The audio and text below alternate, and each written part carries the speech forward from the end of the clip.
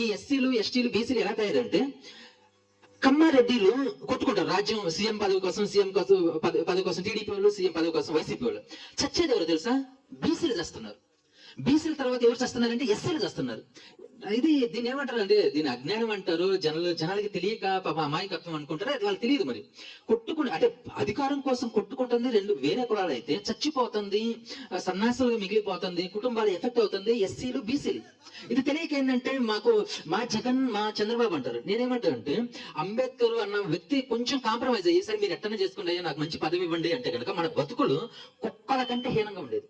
కానీ ఆ మహానుభావుడు ఏంటంటే ఆయన స్వార్థం కోసం చూసుకోలేదు కాబట్టి మనమంతా ఈరోజు ఏంటంటే కనుక గొప్పగానే చదువుకుంటున్నాం, అందరితోటి పాటుగా ఉద్యోగాలు చేస్తా ఉన్నాం, ఇదంతా జరుగుతా ఉంది. అయితే నేను ఇందాక చెప్తా ఉన్నా, ఆ కలెక్టర్ని నేను కలిసినప్పుడు ఆయన ఏమన్నాడంటే ఇది కాదు అవి నువ్వు అంబేద్కర్ గురించి బాగా చదివి నాకు ఒక 6 నెలల తర్వాత కనిపించు అన్నాడు. సరే 6 నెలల తర్వాత నేను కనిపిద్దామంటే ఆయన అక్కడ లేడు. ఎందుకు?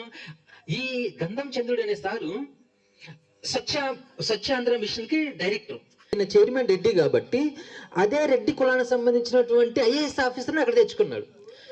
సో ఇంతకు ముందు ఏం జరిగింది అంటే ఇది ఆంధ్రప్రదేశ్లో అయితే, తెలంగాణలో ఏం జరిగిందంటే ఐఏఎస్ ఆఫీసర్లు కేసీఆర్ సీఎంగా ఉన్నప్పుడు ఐఏఎస్ ఆఫీసర్ని ఒక్కరిని కూడా ఆయన సెక్రటరియట్లోకి తీసుకోవాలి. ఎవరిని? ఎస్సీలని తీసుకోలేదు, బీసీలని తీసుకోలేదు, ఎస్టీలని తీసుకోలేదు.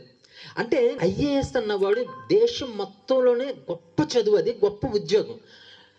ప్రాబ్లం ఏంటంటే అంత పెద్ద ఐఏఎస్ ఆఫీసర్లు ప్రెజర్ గురవుతున్నారు కులాన్ని తట్టుకోలేక.